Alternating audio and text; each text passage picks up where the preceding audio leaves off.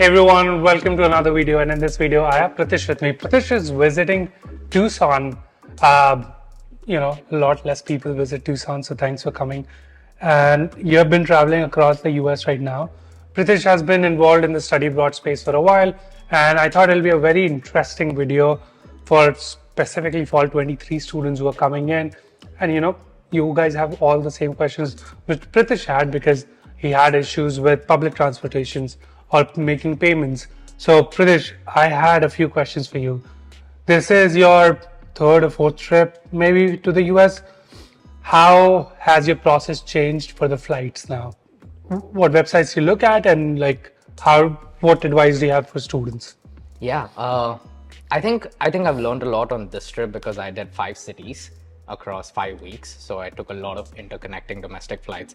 I think the way I would look at it is split it between international flights and domestic flights.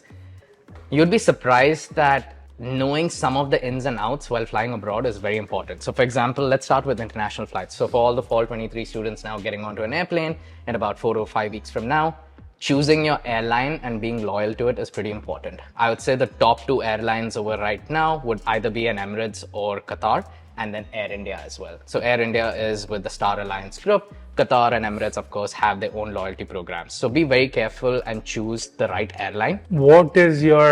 That's flights, but how do you make that long journey comfortable? I do one flight at least a year or two back to India. It's a 16-hour flight, and last year I did 2 of them, and within the last 6 months I've done 2 of them. How do you make it easy on yourself? Perfect. 3 things. So one is carry a very light carry-on and ideally a stroller because international flights allow that. Get a neck pillow. It really helps. Have a lounge access if your layover is longer. I fly Emirates. My layovers are only like 90 minutes. So I just need to get from one gate to another gate. With Star Alliance flights, it can be 4 hours, 6 hours. So make sure you have lounge access. And many of the Indian citizens have international lounge access on their cards. So that's the second point. The third point is when you get to the United States, be ready for that immigration haul, right? Don't get disappointed. I waited 3 hours. I landed in Washington, DC. I flew 13-hour flight, and then I waited 3 hours in a line in immigration. So be prepared for that and feel well rested and hydrated. Immigration is always tricky, especially if you're coming for the first time because you're scared. It's much easier than the visa itself, so I wouldn't really worried about it. You said luggage policy in the international flights are 23 kgs, 2 bags. Some of the flights don't have it anymore. I think I flew American, it had 1 bag allowed. Even United now has turned to 1 bag. But what has it been your experience when it comes to domestic flights? I think 7 or 8 out of 10 flights, I'm still figuring out the American airline system, trying to figure out who my loyalty will be towards. I keep stressing because points is equal to free money equal to free points, free flights, right? But in terms of policy, most of the American flights do not have a check-in baggage included because they are pretty cheap, right? So when I was flying from New York to Arizona, each additional bag, your first additional bag is $30 approximately, and your second additional bag is $40. So rather than paying $40 for the second bag, and I was traveling 5 states, I made sure I didn't have enough of stuff where I needed a second bag. If you do want to have a check-in bag, there are some airlines that you told me about, which was Southwest. Southwest by default has 2 check-in bags free. So you're not spending that $90, it's baked into the fee. So you can go for airlines like Southwest, which has a very nice check-in bag and policy. If you're watching this video and you're already in the US, I would leave a video link of mine for credit cards, because by credit cards you can get a lot of these benefits like lounges and free baggage for free. You just have to pay a credit card fees, which you can easily recoup and start earning points and recoup it. I'll leave that link in description. How was your accommodation scene? Because accommodation is one scary part of being an international student. A lot of scams happen in terms of deposit. Right. I was there definitely for different reasons, mostly business and visiting friends. So I did a mix of Airbnb, hotels, and couch surfing and staying with friends. Right? I stayed a couple of nights over here as well. I think for international students, see if you have some friends who are in that state and city who can accommodate you for the first 1 or 2 weeks before you find a proper place. Yeah. Or if you can ask them to find a place for you and send videos and stuff, that's great. But I think if you're living for a long term, which is 6 months and beyond, Yeah. it's nice to just look at the place yourself. 100%. Like, I know a lot of people get places on basis of seniors' recommendation. I've done that as well. So I would still recommend you to do that. But if you're not getting anything, Airbnbs or hotels or somebody's who is subletting an apartment would be a good choice for you. Now comes like transportation. For me, I have a car. I've figured it out. Before I used to take an Uber or Lyft. What has your experience been as an outsider? Right. I think I'm going to use New York as an example because it covers all the options in terms of what transportations are available there. And more or less, it's kind of same unless you're going, let's say, from Manhattan to Brooklyn, which is like 2 separate islands. Ubers are expensive, right? The smallest haul Uber would cost you anywhere between $5 to $12, even if it's like, let's say, 2 or 3 kilometers, right?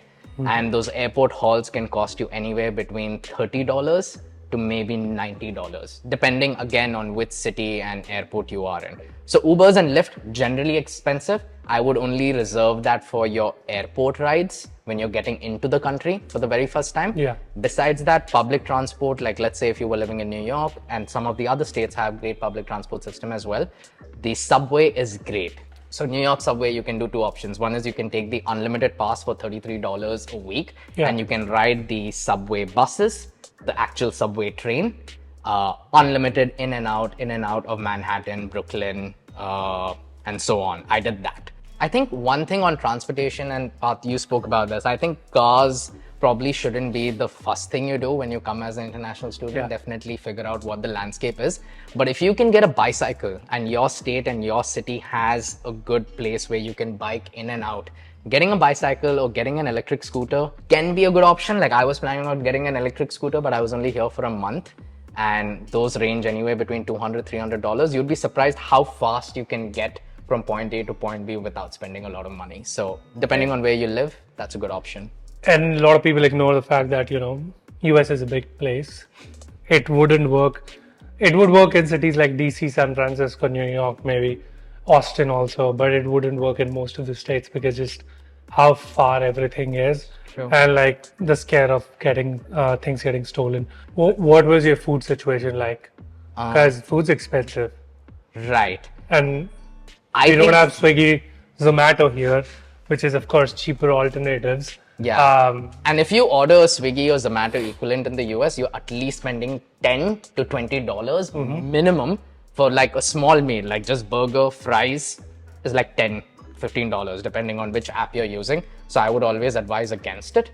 For me, I cooked a lot. So I basically went to a Key Foods, I went to a Trader Joe's, bought groceries for a week for $30, and I made about like 15 to 20 meals with that.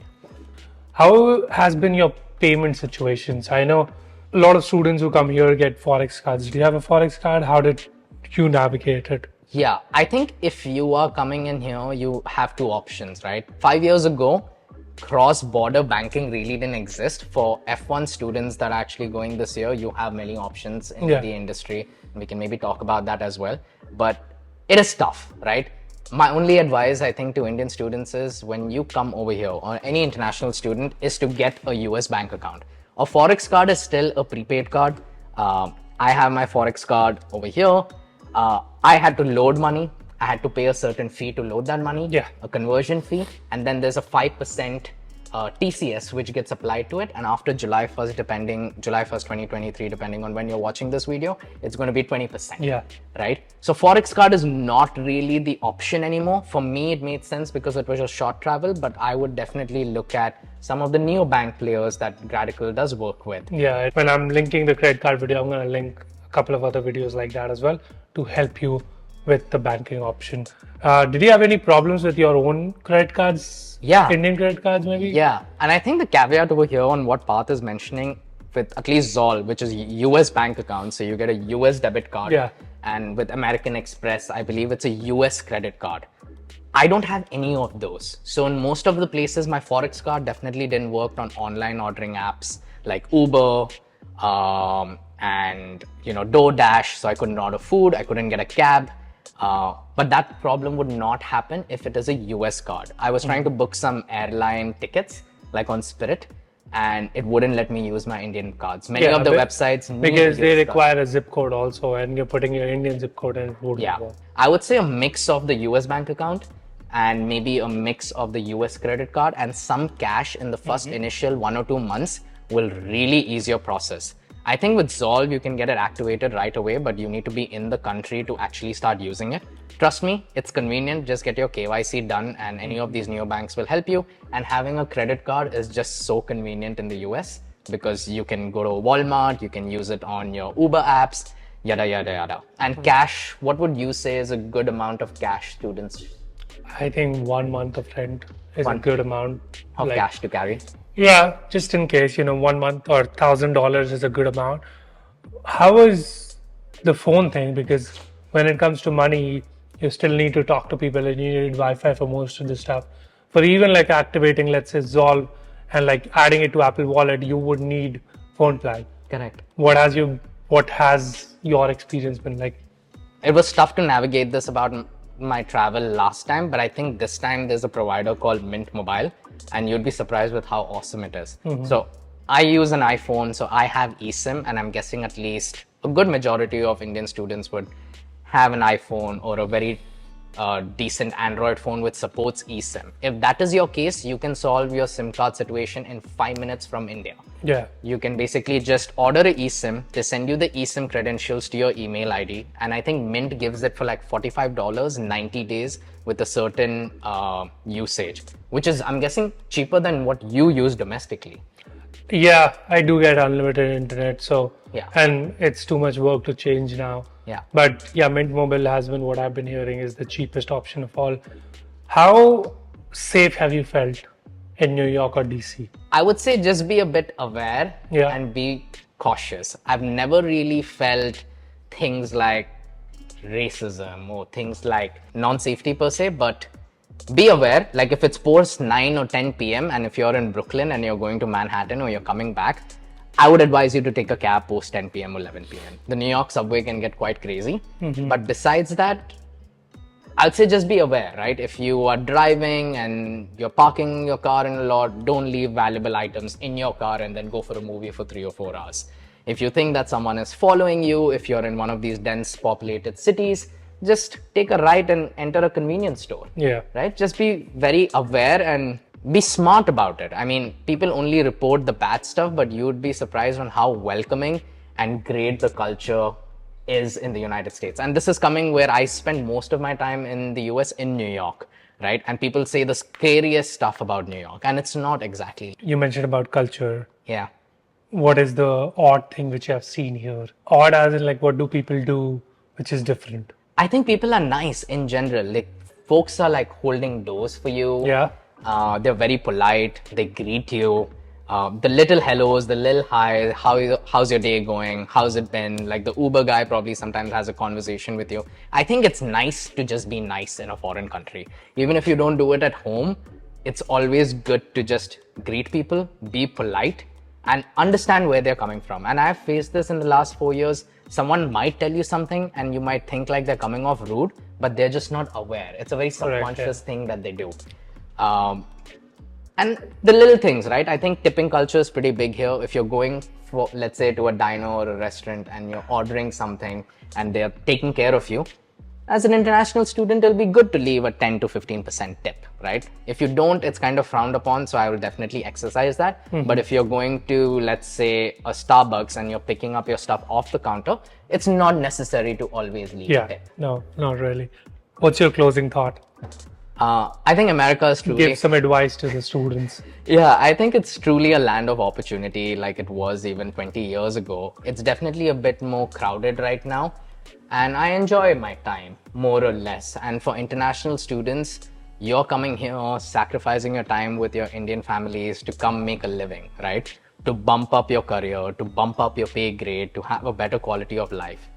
I can tell you it's not for everyone, but for the ones that do choose it, like, it's pretty great. Like, I know Parth came here 5 years ago and yeah, he's definitely, done some pretty crazy stuff so far. Yeah. So good luck. Thanks everyone for watching. I hope Pratish was able to give you a lot of advice which was relevant when you're flying out within a month. I hope you like this video. Comment down your questions. First experiences are lifelong, so comment down questions you have so that we can make your lifelong experiences better. Thank you so much for watching, and until then, we'll see you in the next one. Take care, everyone.